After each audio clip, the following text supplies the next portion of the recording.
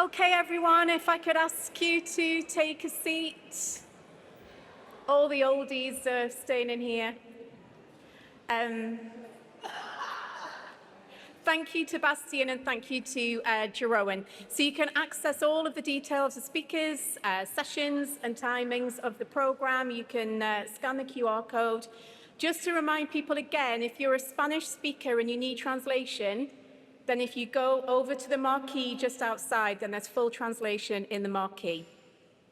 So coming up in the main hall, we've got a session, Communities Reclaiming Control Through Cooperation, with a very special guest, Patrick Grant. Anyone who was at the retail conference knows we've got some good value coming. No raffle today, though. So, at the request of Andy Burnham, we've also got a session to explore the Japanese wish poem, Osaka and Greater Manchester, twin cities of cooperation. That's in the council chamber just through there. So, to get going, I'm pleased to welcome John Robb, who'll introduce this morning's first session, Communities Reclaiming Control Through Cooperation. Thanks. Okay, thank you. So I guess one of the most important things about the co-op movement, as somebody on the outside of it looking in, is the idea of the grassroots and doing it yourself and doing it together and getting things done instead of waiting for permission to do things, which really chimes my youth as a punk rocker. So we're going to have a panel talk about that with people, lots of different fields, overlaps. But first, Patrick Grant's going to do us a little talk about community and grassroots and getting things done from the bottom up, which I think all the best stuff gets done from. So over to you, Patrick. Thank you very much.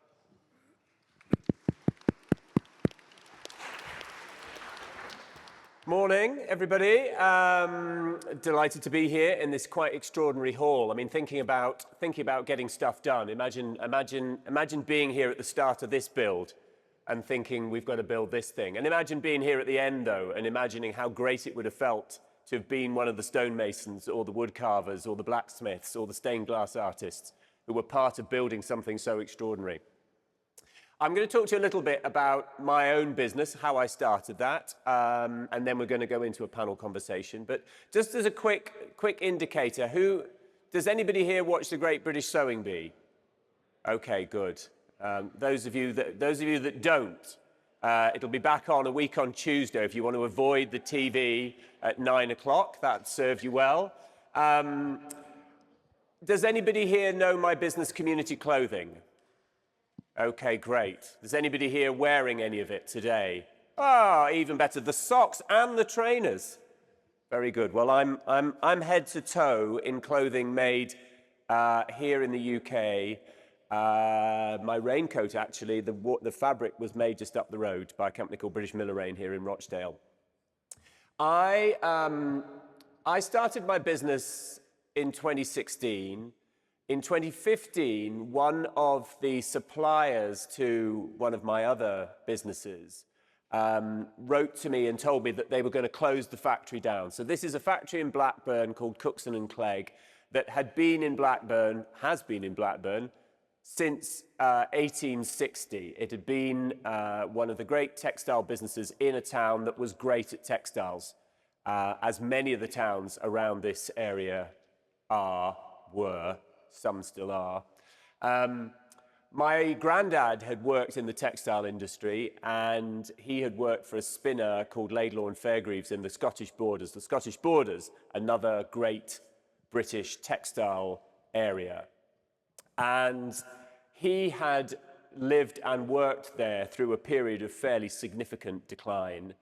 And latterly, his job had been as the Borders Development Officer, and his job was to try and find investment in new jobs to replace the jobs that were being lost because we had decided to pursue cheaper clothes rather than better clothes and good jobs locally.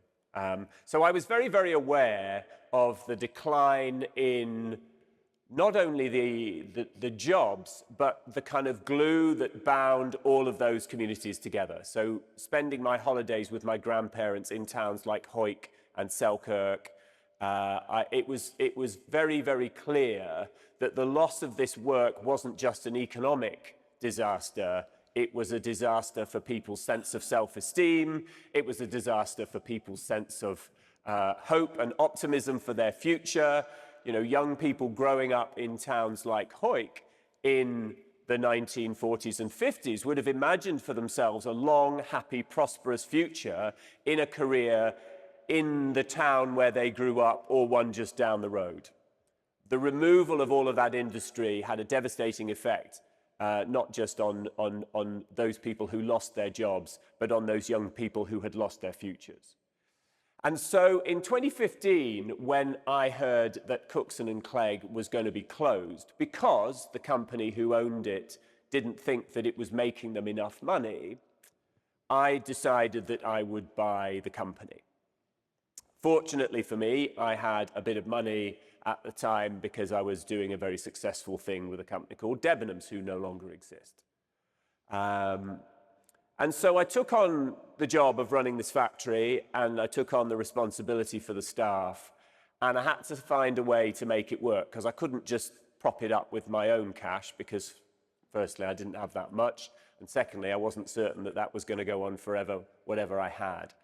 And so I started to think about why Cookson and Clegg and lots of other manufacturers like them had seen their business disappear. Well, of course, you know, in the 70s, 80s, and early 90s, as a nation, we decided that we would rather have clothes that were cheaper. And so as a result, the manufacturing of all of those clothes and the textiles that they were made from went overseas. And when it first went overseas, the stuff that they made wasn't so bad, but it was the start of a process that we've already heard mentioned on the stage this morning, where the stuff that we have, you know, gets worse and worse and worse and worse all the time. Not because we particularly as consumers want it to, but because the power of those people that make it is so great that they can make us buy stuff, whatever the quality. They're just, you know, they're very good at convincing us that we need this stuff. And so I looked at the landscape of the things that we bought, and I realized very quickly that, you know, there was a great absence of everyday quality in the clothes that we bought. I also knew that people here would, in theory, like to support companies down the road from where they lived and would be quite happy to think that their money was flowing into their local economy. But that those businesses that were remaining in the UK were all quite expensive, and most normal people couldn't afford the clothes made from the British textiles and made in the British factories. I also realized that, you know, these factories, like the one that I had just bought, were all crying out for work. You know, they were, some of them empty or nearly empty for very significant periods of the year. And what we really needed was to give them work that was consistent and long-term and didn't change every 3 to 6 months and didn't leave them with periods in the year where they had nothing to do. And so the idea was really simple. The idea with community clothing started with the idea that we wanted to create the most amount of jobs. And in order to do that, the only way to do that, because there are lots, as I say, lots of good clothing companies based in Britain, but their orders are tiny because the number of people who can afford to buy their stuff is pretty small. So the way to solve that is to make it affordable. But how can you make affordable clothes when you are using the most expensive factories and the most expensive fabrics? Well, you have to look at where the money goes. And we have built a model around the manufacture and sale of clothes that is very similar to the model around the manufacture of and sale of almost everything else that we buy today. In clothing, if you spend 100 quid on a piece of clothing today and you buy it somewhere on what we might call the British High Street, whether that's online or in bricks and mortar, probably only about 20 to 25% of that, 20 to 25 pounds of that £100 actually goes to the people who make it. The rest of it goes on all sorts of other stuff. A lot of it goes on the cost of continuously designing and developing new things. Quite a lot of it goes on continuously trying to find cheaper and cheaper factories to make it in. There is, of course, the cost of retail, which is real and does have actually a positive benefit for communities.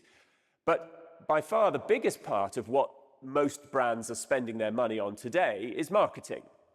Spending money producing, beautiful looking images of their terrible quality stuff in order to encourage you to buy it. You know, hiring very expensive models, going to very expensive locations to photograph it, to make it look beautiful, to make you imagine a wonderful life that you might have if you just bought this next new thing. And so a huge part of the money you spend today on your clothes is paying for Kardashians and, you know, supermodels and expensive locations and the world's most expensive photographers. I mean, interestingly, it's almost the thing that the cheaper the brand, the more expensive the marketing, because they have to spend more to make their fairly bad looking stuff look presentable and desirable. So I looked at that model and I said, well, look, what if we didn't spend all of that money designing and developing new stuff all the time? And what if we didn't spend all of that money trying to convince you to buy something that you probably didn't really want? And instead, we gave all the money to the people who make it, and we actually make something good. And by making something good, the product feels good when people wear it. And, you know, we have a little advert at Community Clothing, and it's a picture of a sock, and it's a sock with a speech bubble that says, "I'm just a really good sock." And that is how we market ourselves. We make a good product, we encourage you to try it. When you try it, you probably think to yourself, well, this is better than any sock I've bought that's £6.30, and then you'll buy another pair. And the other thing that we do is we tell you where that money goes and what that money does. So when you spend money with us, out of the £100 that you spend, about £65 of it goes to the people who are actually making it. The farmers who grow the fibre or who look after the sheep, the spinners, the weavers, the dyers, most of whom are within an hour or two of where we're sitting today. We work with 54 factories in the UK today, and we make a good number of good quality everyday clothes. And we're called Community Clothing for two reasons. Firstly, we're called Community because we are made within your community, and we are a community of like-minded individuals who want to do things differently. And we're called Clothing because what we make is clothing, not fashion. And in my mind, clothing is something that has an enduring value, that forms a permanent part of the way we live. I am a fan of fashion, but we need a bit of fashion and we need a bit of clothing. And nobody in the world today makes clothing. They all make fashion. And we started off in 2016 with a crowdfunder, and earlier this year we ran another crowdfunder, and I think that is important because essentially we are owned by the people who care most about what we're trying to do. So I don't have very long, and I can't tell you a long and sad story about being owned by a private equity company, but suffice it to say, it wasn't a good experience. And I think the important thing about what we are trying to do is that what we put first is the creation of good jobs. What we put second is the creation of good, affordable clothes, and everything else becomes a secondary consideration. And in 2016, I just decided to do it. We didn't have any money. We didn't have, we didn't have deep pockets. We just got on and did it. And I think we have proven over the now 9 years that we've been going that there is a great appetite for businesses that do things that are good for their communities and tangentially, in our case, for the planet. And I think what I'd like to just leave you with before I go and join the panel is the idea that the status quo in terms of business is the thing we are always told is the way things have to be done. You know, we are told that business has to work in a certain way. We're told, every clothing business is told that it has to keep growing, that it has to make big profits. And what we've proven is that, you can be incredibly successful on an incredibly tiny margin if you set your sights differently. So that's what I want to leave you with as I go to join the panel. Thank you very much.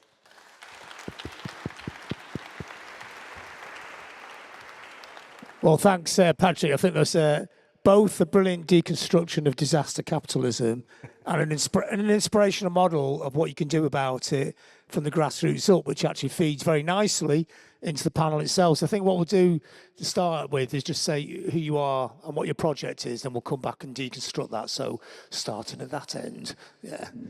Okay, so I'm Marianne Heaslip. I'm the technical director at an organisation called People Powered Retrofit, and our main purpose is to help people to retrofit their homes, to know what they're going to do to get the best out of it and to actually get on with it and do it, because it's definitely a problem that if we rely on everyone being passive consumers, we won't achieve what we need to.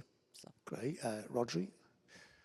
Oh, hi. Rodri Evans. I'm a chair of a community-owned pub in Nevin, North Wales. We've been open about 4 years. We've been going as a committee for about 7. So, yeah, the main thing was it's a small town in rural North Wales, and the pub that we bought basically as a community had been empty for about a decade. And so it's worked out as a sort of a community-led piece of regeneration, I guess. Mm-hmm. Amy, yeah.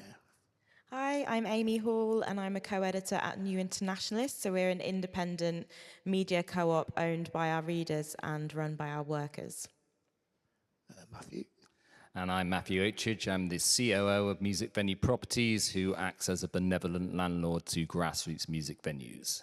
So start with you, Matthew. So I guess the topic here is taking, instead of being like passive consumers, it's taking back control of our stuff, really, innit? Which is what we talked about before.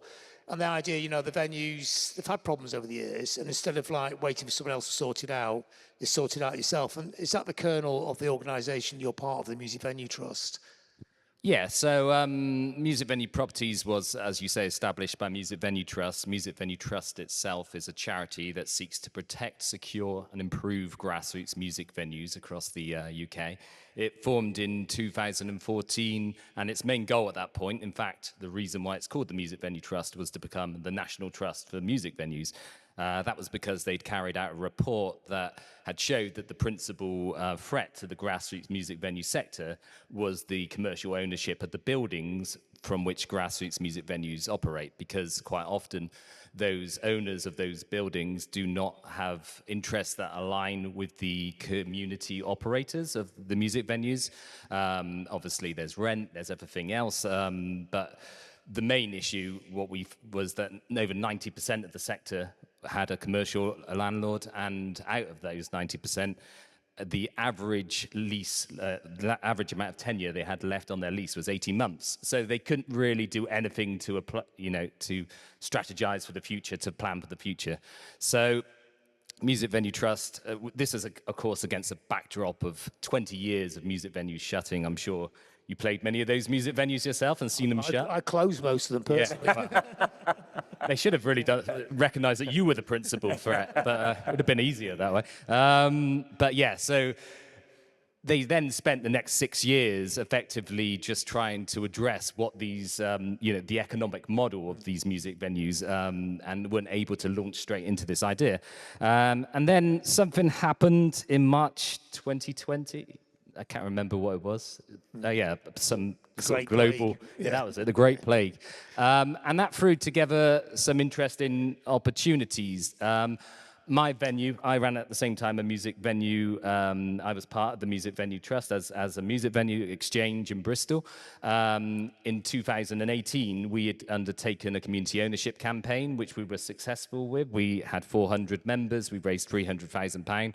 And I happened to join Music Venue Trust at this time. A bunch of us, including my colleague Chris over here, venue operators around the country, all came together to sort of fight this fight to help keep music venues open. There's a key word there, together, isn't it? Because for years, the venues have been in isolation.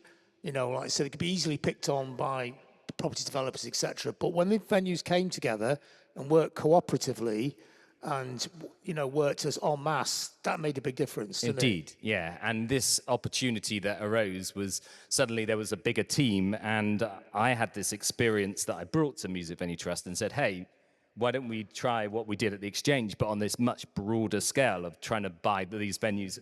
I know that was your aim. You haven't got around to it yet, but this is the time to do it. And I think a few things married. There was me bringing that idea to the table, but also I feel like Music Venue Trusts, popularity or their profile grew a lot during that pandemic. They were being sort of on all the BBC articles and when people were talking about music venues. And I guess crucially, people were offered a glimpse of what their life would be like without music venues as well. So there was all of these little things that aligned. So fast forward a couple of years, we set up Music Venue Properties as a charitable community benefit society. A year later in 2023, in fact, there's some slides. I don't know if you want to put the first slide up, which was... Get a little fancy on the tech front. Yeah. So in 2023, 2022, we launched our share offer. A year later, we'd raised 2.3 million, which ballooned to 2.8 million because the community shares helped to sort of leverage other sort of finance. There you go. There's the timeline. Yeah. And then we started the process of buying some venues, and we've bought 5 thus far. That's the Snug in Atherton, the Ferret in Preston, which Patrick is the biggest cotton factory in Lancashire. No, the oldest. Yeah. The oldest, so I thought I'd mention that to you. The Bunkhouse in Swansea, the Buckenhorn Dover, I'm just reading from the list now, and Le Pub in Newport. And crucially, when we buy these venues, we're not seeking to operate them. That's not what we're about. We're just there to remove the commercial landlords. So the community operators are still operating them. We put in place what's called a cultural lease. The cultural lease means that they have affordable rent. More importantly, security of tenure. They have a 25-year lease. And there's lots of other ways that we will support them, whether that's through grant funding applications, best practice, et cetera, and just giving them a more secure, resilient economic model. So that's where we've got to so far. As you can see, the last thing on this page is that we've just launched a second share offer, focusing on another 7 music venues. I don't know if we can put on the next slide, perhaps. Actually, I think the next slide just shows how we leveraged the community share finance to raise others. So it's about taking control of the grassroots, and it's so it's trying to get around the bureaucracy. Some of the bigger councils that are less keen on music, the property developers. It's about trying to own our stuff, really, isn't it? Which is the theme. I think it's quite a common theme here today. Yeah, exactly. Yeah. I think it's addressing the principal reason of why music venues close, but also the fact that we're there mitigates another risk, which is potentially that an operator might decide that they've come to the end of doing it. And then who's better placed than an organization that's got the links to Music Venue Trust, that has 850 members to then bring another music venue operator back into the community. So can I say what's really interesting to me about this is that there are weird parallels with what has happened in the clothing industry. So in the 1880s, at the sort of peak of British textiles, almost all of the clothing businesses, textile businesses in this region, so in Lancashire, 80% of the clothing businesses in Lancashire were owned by people who were born in Lancashire. They had deep roots in those communities. Their kids went to school with the kids who worked in their mills.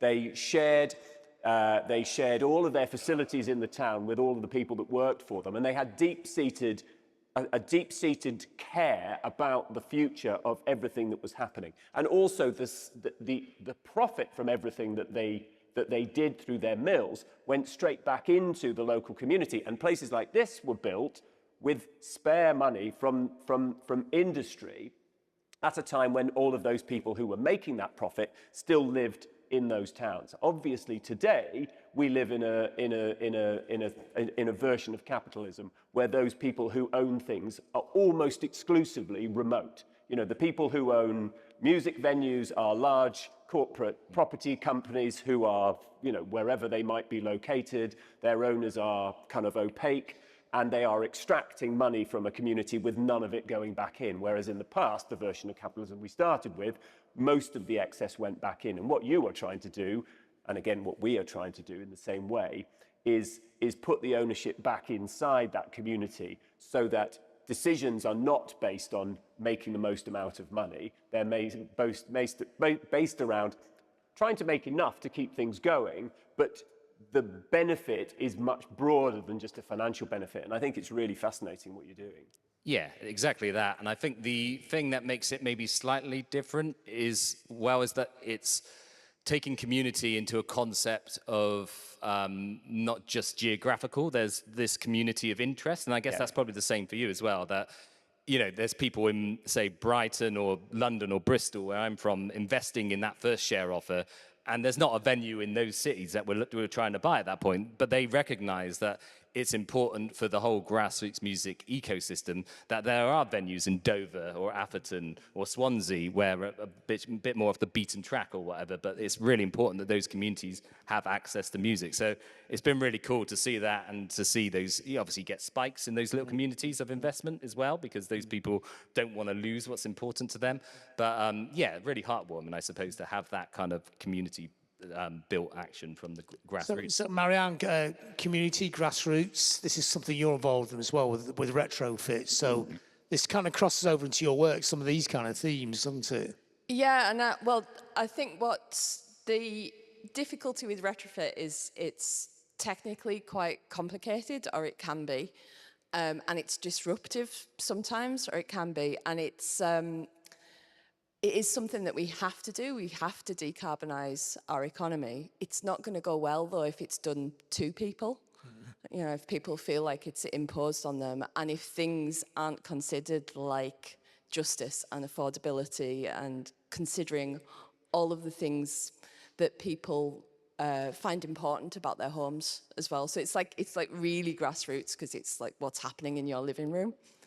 And I think one of the things that we're trying to do, I guess, is to support that people's ability to do either in some cases do the work themselves, or at least understand and be involved in the decision making about their own homes by sharing knowledge, information. We've built an open source web tool that helps retrofit decision making and assessment and that kind of thing. And we're constantly trying to demystify things so that it does become accessible to grassroots action.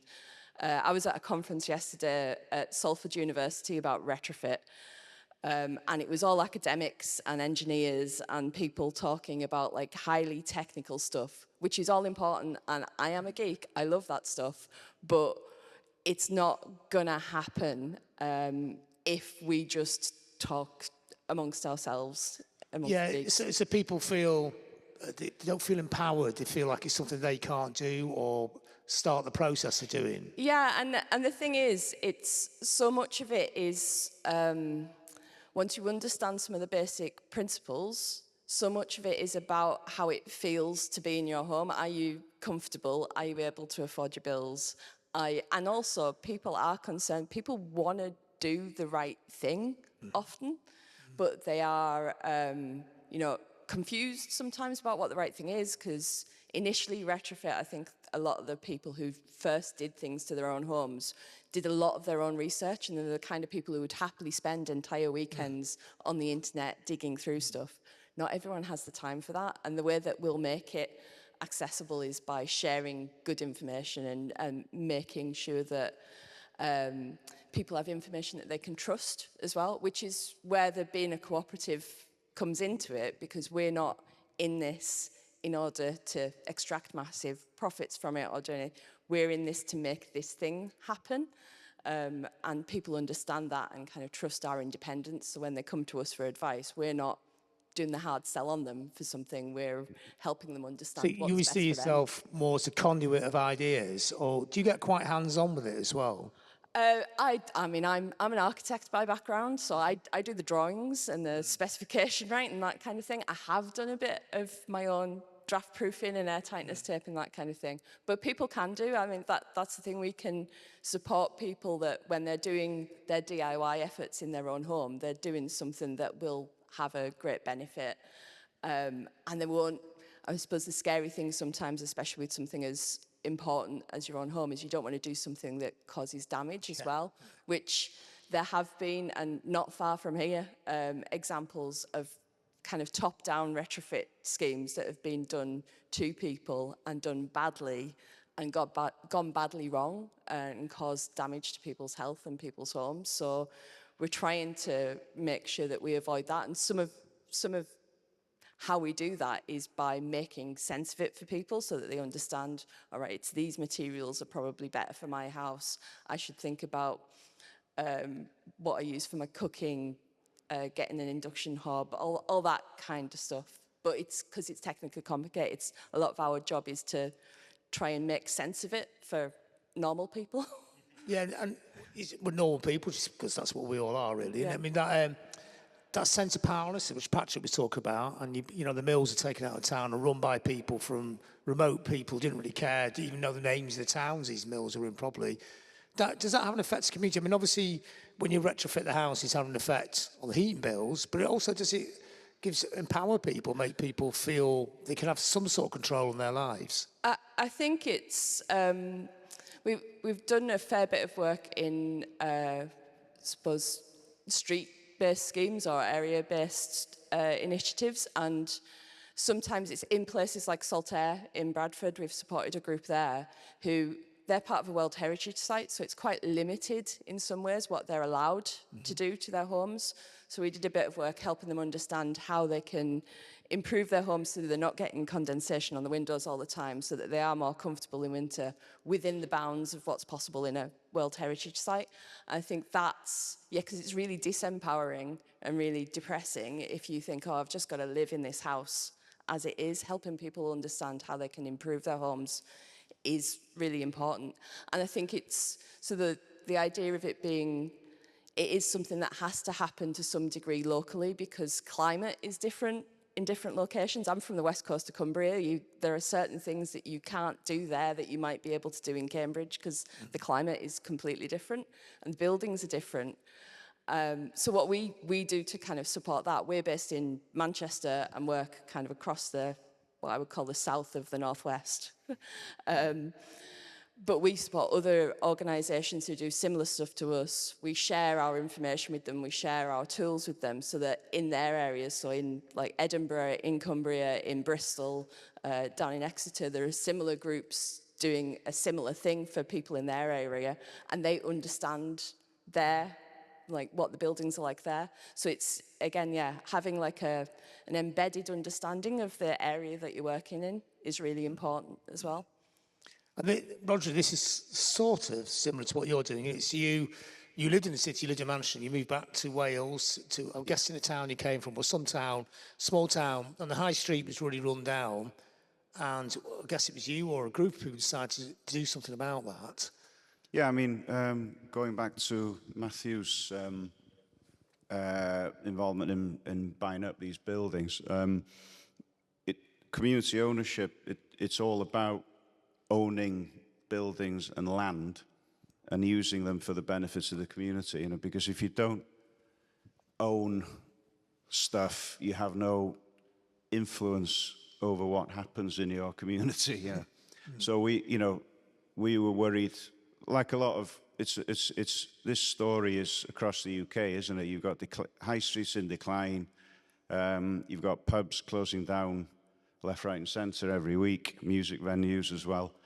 So the community ownership, the community pub model is actually quite successful because you don't need to make loads of money basically and pay off a big brewery, every month. So for us, it was the fear of this building coming on the market and, a developer or a slum landlord buying it, turning it into housing, crap housing or a holiday or an Airbnb. So it was about taking control of that building and making sure, and I think the community was quite demoralized, because all the shops had gone on the high street. I think I worked out about 15 shops and 2 banks had been all lost and turned into housing. And once you've lost them to housing or flats or Airbnbs, that's it. They're gone forever. So it's like the only piece of regeneration on the high street But it's done by the local community. That's a very different type of regeneration. Yeah, so we bought the building with community shares. So like Matthew, we're a CBS. So we're a committee of volunteers, and we set up a community share offer, and we got 500 people to buy 85 grand's worth of shares. That's actually a cinch, these days. They're a community. There's actually a bit of a movement in Gwynedd now. There's loads of community ownership projects and pubs, and they've raised 400-500 grand to buy buildings, and then basically you then set in motion the process of applying for grants to do these buildings up, Welsh Government grants, lottery, that kind of thing. But it's a really good model, and it works really well because it's like incremental regeneration, and it's like you were saying, it's not top down, it's bottom up, it's grassroots. But I think a lot of these communities, they need help to visualize, kind of with the vision from the beginning and support, and they're not supported well enough, I don't think. That there are organisations like this, but particularly in England, like the Plunkett Foundation, do some really good work.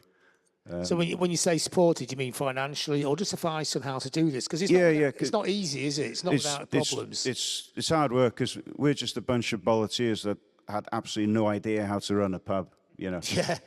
And you find yourself in a situation where you're employing staff and trying to manage them, because we're a managed model. That most community pubs are actually a tenanted model. So you have a committee, and then they rent the pub out, to a. But because our aims are slightly different, and the funding that we got comes with lots of social aims and to do with Welsh language, employment, loneliness, that sort of thing, combating all these sort of combating the sort of modern day atomization of society, So we've got as a committee, our role really is to make sure that the pub is still meeting those aims, and then it's not all about drinking, Obviously, you need to be interested in drinking as well, and beer, like beer a lot. It's interesting you mentioned that atomization of society, because a lot of this, disaster capitalism is actually, that's the model, isn't it, to atomize everything. But what we talk about here, when people are taking back control of their lives, but in a communal way, not just in a personal way, and this is what everybody, I think, all the way down the panel is doing in different ways. Yeah. I mean, basically, you can't just wait around waiting for the council to do something. Because the council don't have the resources or the vision to regenerate. People have got to take control themselves, basically. But that takes quite a lot of, risk-taking and, energy and commitment. Because you've got to learn how to be on a committee. You've got to learn things about governance structures, how to behave properly on a committee. Because it's like a democratic process, often making decisions is slow.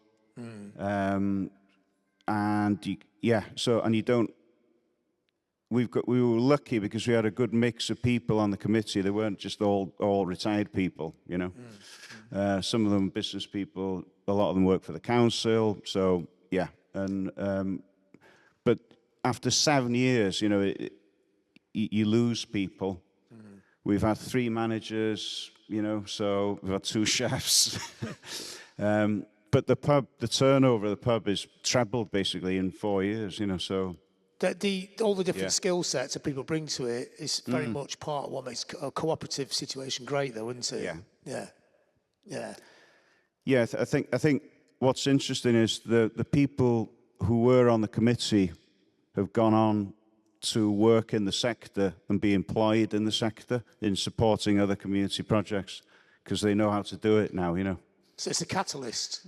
Yeah, well. Totally, yeah. So, no, it's hard work and it's stressful, and the treasurer resigned yesterday, so I've got to look for a new treasurer now. Is there any treasurers out here?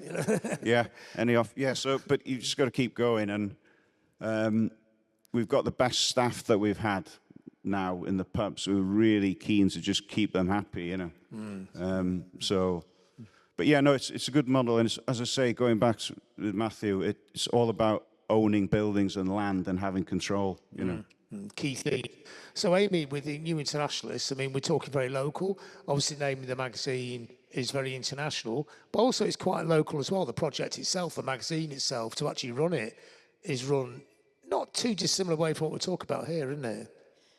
Yeah, so we're kind of, as kind of was described earlier, like a community of interest or like a non-geographical community. We have readers all over the world and also owners all over the world. So we have 4,600 reader owners across the world, mostly in the UK. And actually the magazine itself is technically based in Oxford, but also as a staff, we're also based all over the UK. So we're pretty spread out and our coverage is completely global justice journalism. What do you see its role as? I mean, obviously it reports on inspirational stories and not so inspirational stories from around the world, which are pretty well kind of on the things that we talk about here as well, aren't we? I mean, but it's expanding these ideas in an international way, giving them a context. Or do you see it as a crusading magazine that can make changes? Yeah, I mean, half of our readers describe themselves as advocates for change. 2/3 of them say they've done something differently as a result of reading what they've read in the magazine. So yeah, they're definitely super, super engaged. I always say we kind of have like two superpowers.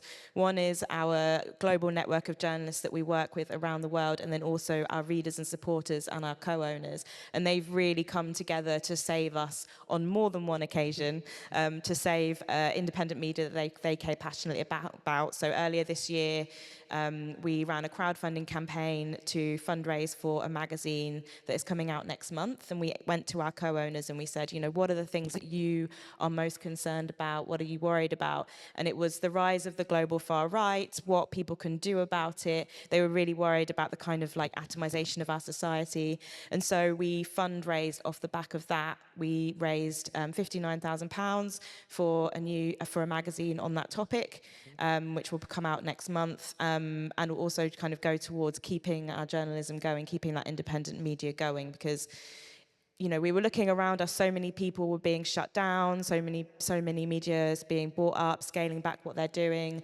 And, you know, as independent media that doesn't have corporate advertisers, that doesn't have kind of a billionaire backer behind us, we really, really rely on our community to support us. And most of our income comes from magazine subscriptions. So it's quite unique, really, for a magazine or a media thing, isn't it? Because I guess most magazines, they have a readership which they sort of play to a bit because that's their audience.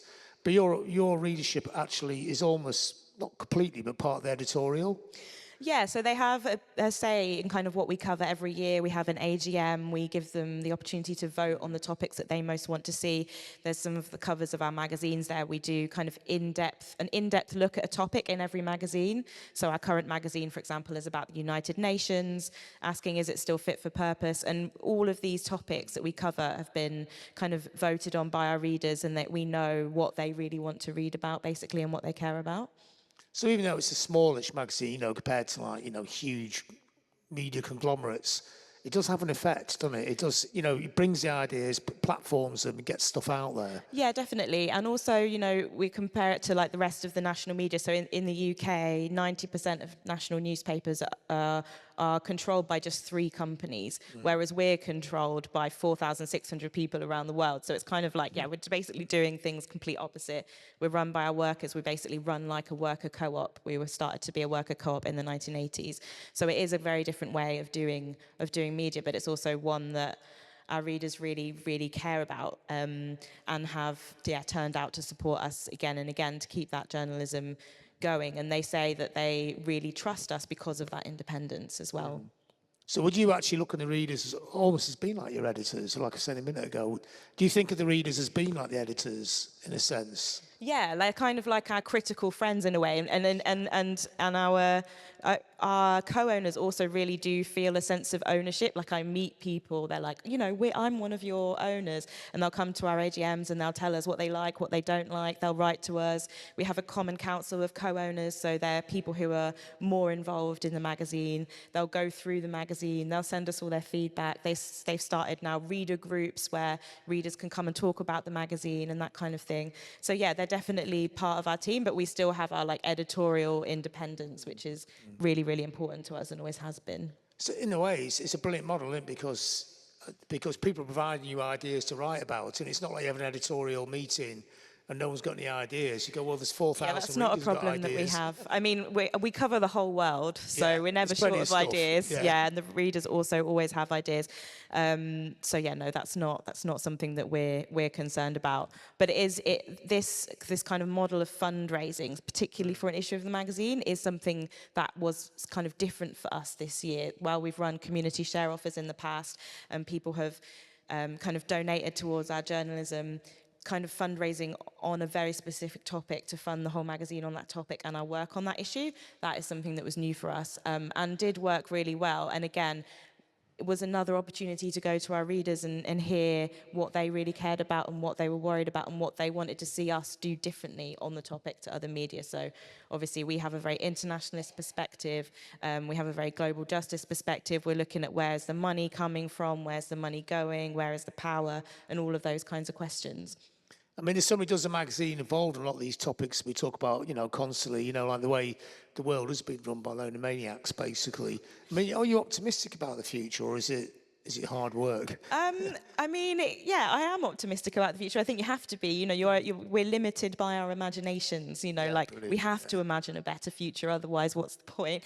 And yeah, our readers are always kind of really keen to hear about what they can do.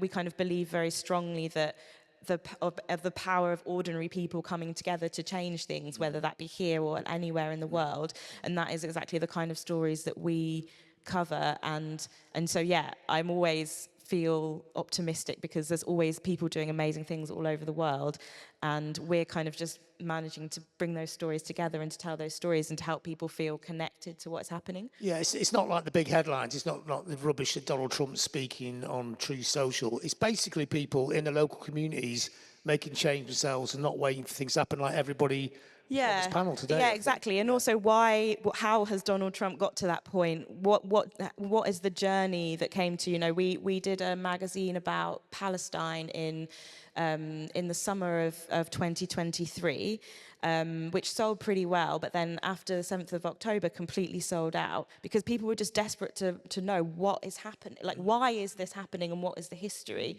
And we had to print more of them for that reason because people just don't get that context in the news. Brilliant. So we've got time for a couple of questions from the floor. I know everyone's tired, haven't they? Been partying last night, but there should be 2 questions out there in 200 people. So who's going to go first? Yeah. Come on, it's like an auction.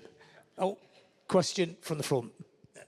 Yeah, there's been a bit of discussion about councils and government, and do you see that local and national government are they friends, are they allies, or are they, as was discussed yesterday, a bit in the way, you know, and people we have to get over? I think, Marianne, would that be one for you? Would you think government gets in the way? Sometimes, not always. Don't want to put you on the spot.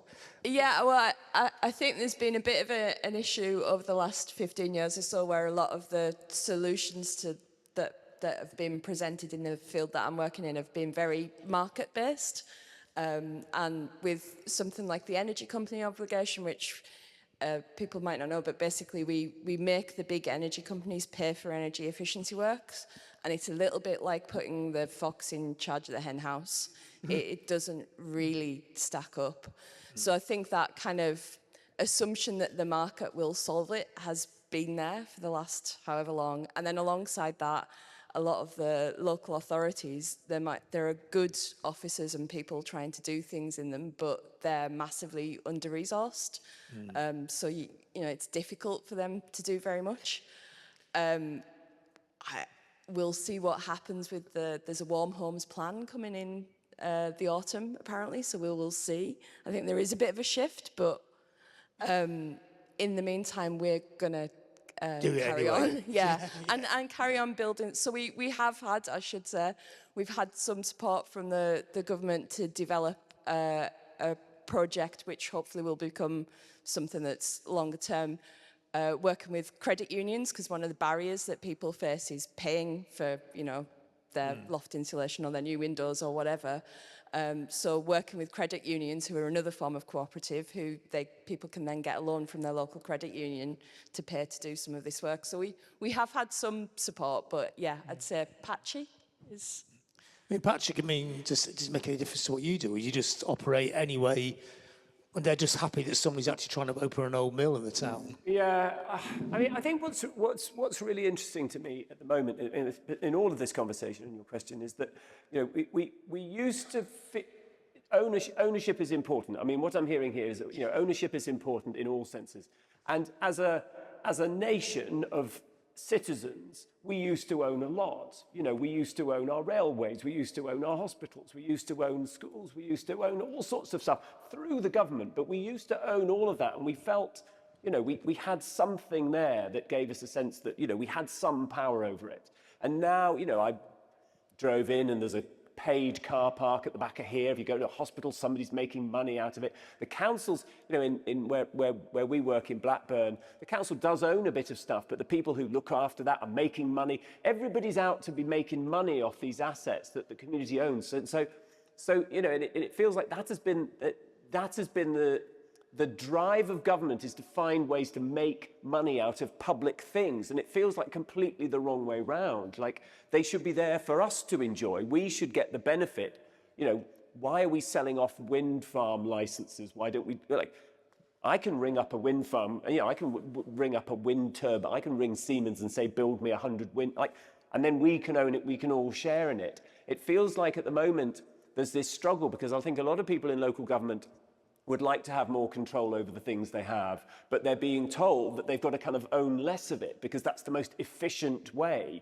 But by efficient, we just mean, you know, we just mean money being more extracted to far off places and, you know, remote individuals. And I feel like until as a nation we decide that actually we would rather our government owned more stuff on our behalf and ran it for our benefit, we're not going to make any significant change. And I do feel like a lot of this conversation is around that idea that we've had all our stuff nicked off us, and now we're like, well, that's shit. Hang on. I used to have a 66 millionth of the railway and a bit of this and a bit of that, and now I've got nothing. I can't afford a home. What do I have? Well, all really. And who's got it all? Well, about 10 blokes that are using their money to send idiots into space. It's like, why, like we've... And, you know, and I don't think our current national government are on this page either. And I think that's why a lot of people are feeling a bit, you know, there was a sense of hope, and now it's like, oh, that was a bit false. But, you know, we do have to decide if we as citizens want to own the assets of ourselves as a nation, because I think that would be better. I think that's the inspirational thing about, say, this talk and this Congress is this is taking back control in a sense. Yeah. The genuine version where you actually do it yourself, do it together. You know, it is frustrating, isn't it? Yeah. But all you can actually do in the end is actually... Yeah, but if enough people do it in a small way, eventually it becomes the whole thing. And working together, though. You found another question? Yeah. Question, please. Yeah, I'm Phil Harris.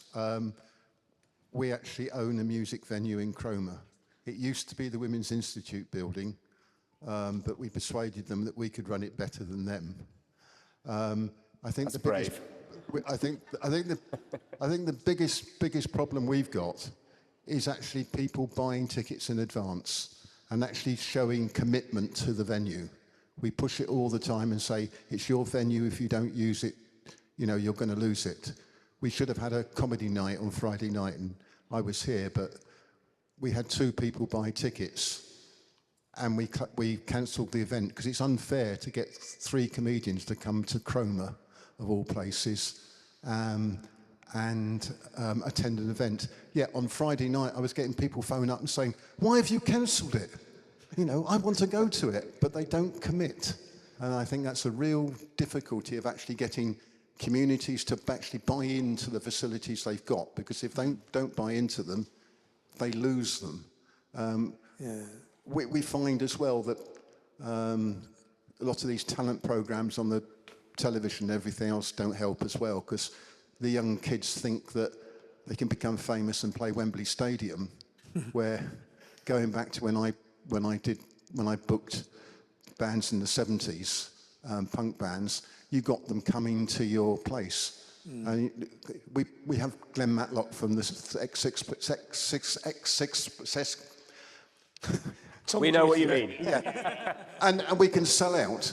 And we've got John Otway and Willie Barrett in September. We've sold out. But when we're trying to support up-and-coming artists, because people haven't heard of them and they haven't appeared on a talent show, they don't want to risk it. And that's got worse ever since the pandemic, because people feel, I can't go because I might be ill. I think you have to rethink your model. I think it's if you're booking things that people don't want to go to, maybe, and they're talented, you have to put them on with things that people do want to go to. I mean, you know all that, don't you? You know, you give the person who's selling 2 tickets a support as somebody who's selling 100 tickets. Maybe get a subscription model, you know, a bit like the magazine as well, so people can subscribe, become kind of like little shareholders, but not the evil shareholders in your club to keep it going and running. I'm sure you've got much better advice because you're from the Music Venue Trust, aren't you? I'm not anymore, but I was pretty much going to say what you were going to say, really. I mean, getting those new artists supporting sort of established artists, but I definitely also agree with you that it seems like coming out of COVID, people's ticket buying practices have changed entirely, and people it always used to be, when I first started, when I was a young boy, it was all like no tickets in advance at that point, but you knew there was always going to be a walk up. You know, if you sold 10 tickets, you're like, yeah, it's going to be really busy tonight. Then it sort of changed pre-pandemic to everybody bought tickets in advance because they didn't want to lose out. And then I think now we've reversed back into this thing that you were saying, that, you know, people aren't buying them, and sometimes you still get the walk up and sometimes you don't, and you can't really, as you say, it's a bit of a risk to go ahead when there's going to be 2 people in the room watching 3 comedians. But yeah, I think in general, the numbers appear to be up over the whole of the UK in terms of people going to events, although what we're hearing on a national level is actually people's drinking habits are changing, and that's actually, the model has always been based on an idea that people will drink a certain amount when they're there, when really actually the cultural activity and the drinking should be 2 different things. And I guess, the bit of work there around parity is about, the grant funding and music venues kind of being seen more as cultural equivalents to opera or kind of theatre, and I think that is changing as well. So there's definitely a lot of good sort of grant programs out there that will help support emerging artists. So perhaps looking at Grants. Arts Council. He might know about grants. That could help. Yeah, I could talk to you about Arts Council grants. Also, I make your venue multi-purpose, so you're not just relying on bands, comedians to make money. You could be open on a Wednesday afternoon to do something completely different that people pay to go to. I don't know what you could do in Chroma on top of my head, but there must be other things. You've got a space, you can use it for lots of different things that will finance things you want to do. Yeah. But you put us on the spot here, so we're just sketching you out ideas. Yeah. So, a question? How much time have we got? I'm from Nottingham, believe it or not. Somebody has to be. We've recently been put into a combined authority, and the combined authority's got this growth agenda. And the growth agenda is around an inland free port, around an airport, imagine that, and with very little labour regulation. And then we've got this growth in nuclear attack submarines and small modular reactors, okay?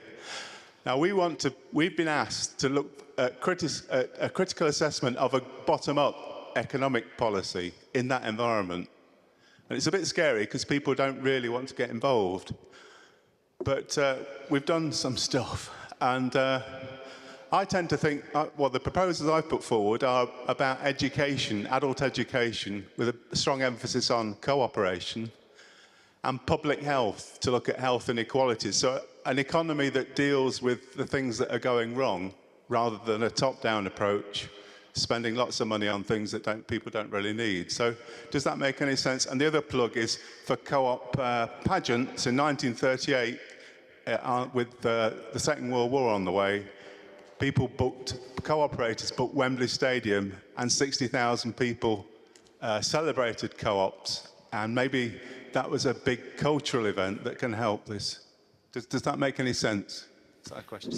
Is that more of you just to say what you're doing, or do you have like a question on it? Do you want anybody on the panel to answer anything? I'll say. You've got something there, yeah? I mean, the whole paradox really with, bottom-up development and community ownership, community-run businesses is you start off with these very worthy aims of getting, people in the community involved in highly complex projects like that. But actually, for them to survive, they have to be economically viable, and they have to be run like a proper business, And this is the paradox, because the people getting involved in buying their local pub or chapel or whatever, they're not entrepreneurs, They're not proper business people. So it is a constant thing. And I remember when I worked on community projects in Manchester 20 years ago, most of the projects we worked on were entirely grant funded and relied on grant funding completely. That's all gone now. That funding landscape has changed. So that's why you've got all these projects that are basically, they've got 2 years of grant funding, say, to pay salaries, and then they're on their own, And that was the same with us. So again, what you talked about before, if you get a team of people together, you need as many different fields as you could possibly get in it. So when you DIT, do it together, if you're lucky, you've got somebody who can do each different type of task. Yeah. I think that what you said about public health as well, I think is really important, and links into housing, because two parts of it. We always get criticised a little bit for being small scale, but there are 26 million homes in the country, and they have a huge impact on people's health and well-being and all of that. So, we need to do something about those. And when, the whole top-down economic thing, I think the reason that that's attractive sometimes is because you get one big thing and people think it solves a problem. But I've been involved in community land trust projects where that, prior to the Community Land Trust being set up, that was the approach taken by the local authority, and actually that collapsed in corruption and terrible things.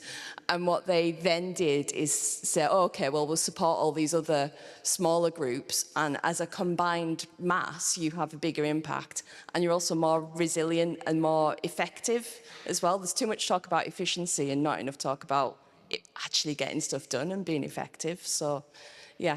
And I think that's how we at least are trying to scale, have a bigger impact, is by sharing things and cooperating and working with others rather than us trying to get really big. Again, it's like saying before, it's a catalyst, isn't it? If you get 2 houses right, people are inspired, it becomes 5, then it becomes 10, becomes 20, becomes 26 million eventually. I mean, that's how all these great movements start. But we've run out of time, I think. So thanks to the panel, and thanks to you, yeah. Thank you. Pleasure. Thanks.